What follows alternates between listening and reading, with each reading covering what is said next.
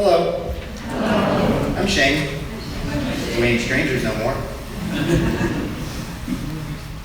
A long time ago, two monks were traveling together, an older monk and a younger monk. And they came upon this raging river that was practically impossible to cross. And as they're coming towards it, they notice a woman who, she's on the side of the river, she's unable to cross it. And the younger monk is thinking, oh my goodness, we have taken a vow to never touch a woman. What are we going to do? And as he's kind of perseverating over what to do, the senior monk goes up, asks the woman very nicely, do you mind if I pick you up? Because he's a very progressive monk.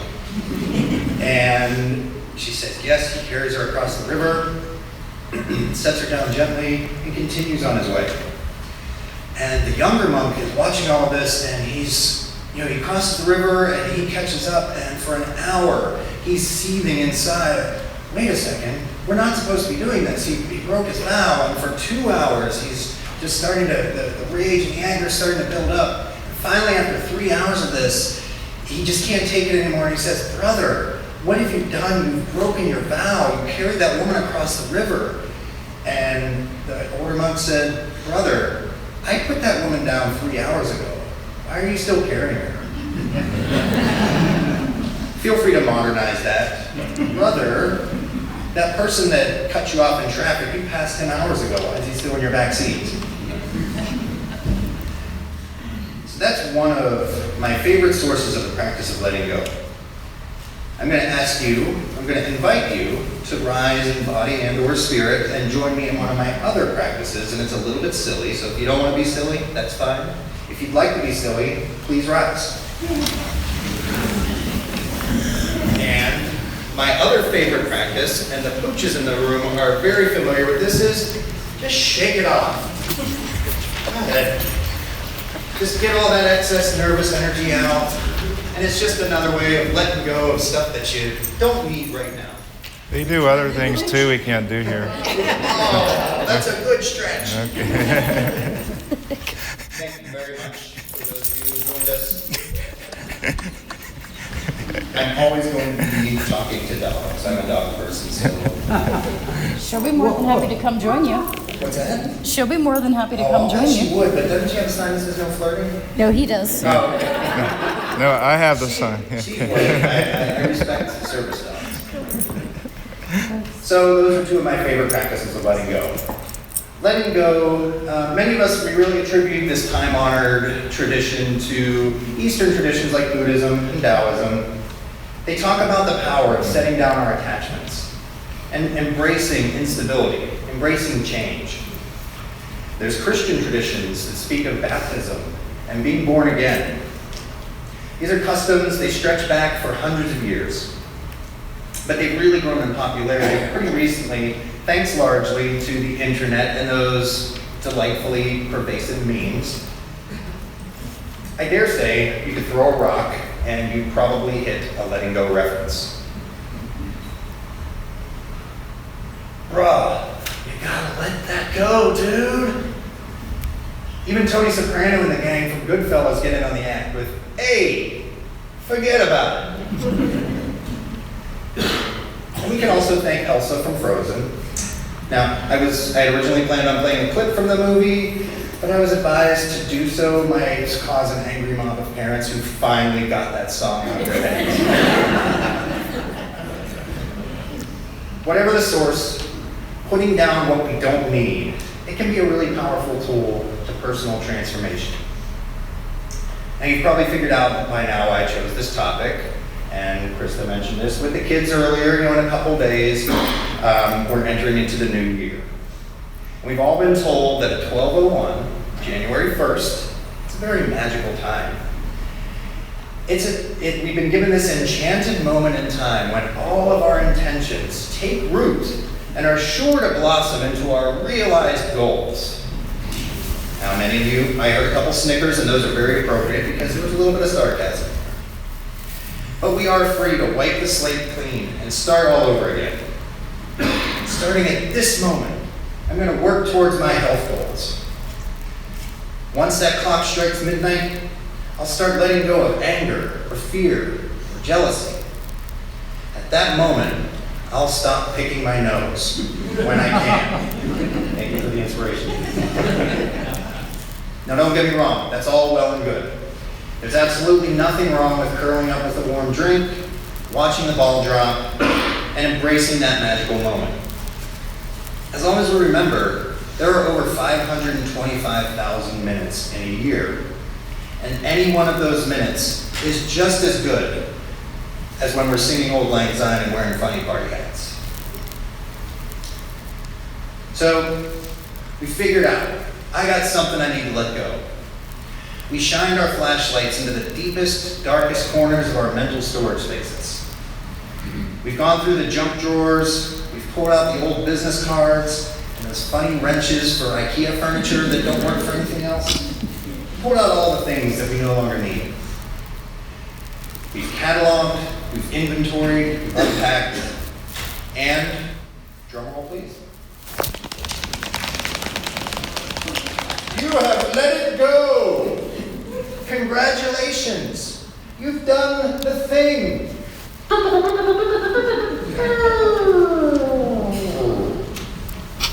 So now what? Where do we go from here? How do we fill the void where that thing was that we no longer carry with us? How do we fill the space where that woman was that we were carrying for so long?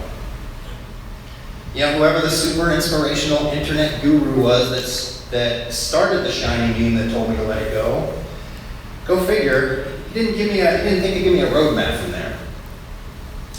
Luckily, we have an infinite pearl of wisdom from 90s one-hit wonder Semisonic. Closing time. Every new beginning comes from some other beginning's end. From some other beginning's end.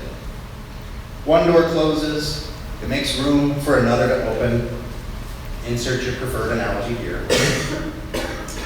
That's the flip side of the letting go coin that a lot of us don't think about. Starting again. Which, looking at it at face value, is really quite a blessing. And for so many of us, can be so scary. Because now, you've created an alternate reality. You've created a new branch from the river of the mundane, and now you're embarking into unknown territory. You've wandered off of the straight path, the straight and well-marked path, and you've meandered into the uncharted territory of gym memberships and Duolingo subscriptions. You're traveling through the wilderness of meditation groups and phone calls to family members you haven't heard from in years. There are so many new and exciting and terrifying possibilities that are going to come hurtling at you. There's going to be challenges and hurdles and heartbreak. What if I stumble? What if I get it wrong? Well, guess what? You most likely will stumble, and you'll probably get it wrong at first. In her books Rising Strong and Daring Greatly, sociologist Brené Brown tells us there's no innovation and no creativity without failure. True bravery is the province of those who step into the ring knowing full well that there's a good possibility of failure. True strength lies in falling down and then pulling ourselves back up again. And this one is dedicated to my lovely spouse, Marnie. It's about getting back on a horse. And I specify a horse because maybe we try again with a tamer, less bouncy horse than the one that threw us face first into the dirt. Feel free to ask her about that afterwards. The fabulous thing about the practice of starting over is that we have infinite opportunities to practice. A few years ago, the Unitarian Universalist Association was forced to take a hard look at some of our organizational baggage. We were shown some ugly truths about our organization and about ourselves as individuals. Truths that did not necessarily align with our values of equality and fairness. We were presented with the challenging task of looking at how things had always been done, figuring out which of those traditions fit with the beloved community that we were trying to build. We shone the light of truth onto some of the less pleasant building blocks of our faith. We cleared the clutter from our minds and began again with a more just and more equitable community. And that work continues to this day. So back to the things that we're thinking about letting go. Maybe when we think about letting them go, we're just putting them down temporarily. Kind of like when you hang your coat on the rack in the back. You know that you're going to pick it up again in an hour or so, unless somebody breaks in and steals all of our coats. Has that happened yet? Great. History's on our side. You're going to pick that coat up in about an hour or so, but maybe you're a different person by then. Maybe you heard some words during the service that inspired or strengthened you.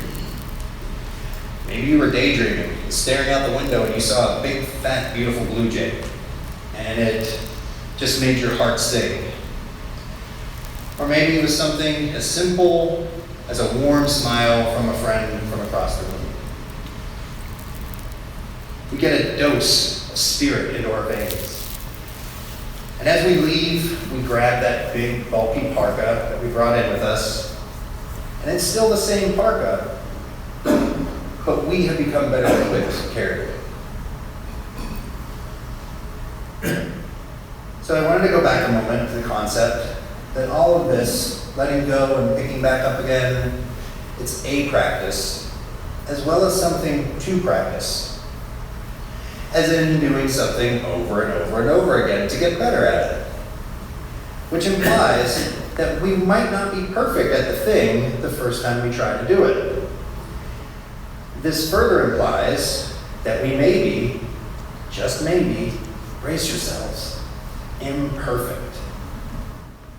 Now for those of us here that are perfect, please accept my apologies for offending your fragile flawlessness.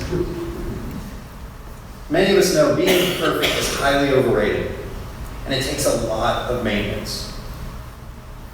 The letting go, beginning again tradition, it's about understanding and building a relationship with our flaws. It liberates us from the responsibility of not making mistakes. It allows us to see the moments when we stumble as opportunities for growth. It gives us permission to look at perfectly natural processes like aging, forgetfulness, getting tired, getting angry. It allows us to look at these in a gentle and forgiving way, without judgment, without self-deprecation. It allows us to take a nap in the middle of the day without beating ourselves up for being lazy.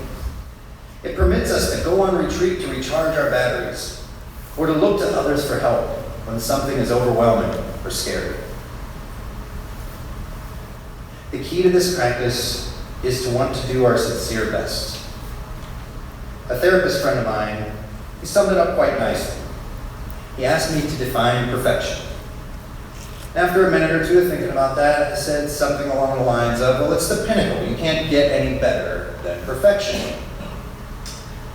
And he told me, so going by that definition, if at any given moment we are doing our best, meaning we're using all of the resources that we have available to us at that moment, and being sincere, even if that best means not being able to get out of bed all day, even if that best means we fall down, if at any given moment we are doing our crappy best, and you didn't say crappy, then in that moment, we are the embodiment of perfection. That make sense? Good. Luckily, we have infinite opportunities to get this process right. Literally, every moment is a moment that can be used to put down that thing and begin again. All that it takes is some awareness of the thing and some willingness to take the single step that starts the journey of 1,000 miles. Or to do that first push-up. To take that first Spanish or French or Klingon lesson. To make that first appointment with a therapist. to take that first pill that's going to help to heal your body, to write that first letter to a congressperson or to a friend you haven't heard from. Odds are, everyone in this room has given this process a lot of thought already. It is going to be New Year's in a couple days. So whether you call them intentions or resolutions or letting go, I invite you to consider the possibility of starting over with a fresh slate as we roll into 2020, or as you roll out of your bed on any other day of the year. I encourage you to enter into some form of this practice. And while you do it, be sure to be kind and gentle to yourself. This practice takes practice. You will most likely stumble. But you have friends, you have support. And with a sincere heart and a compassionate spirit, maybe, just maybe, when you get to the other side, you will have so much more love for the person that you see in the mirror every day.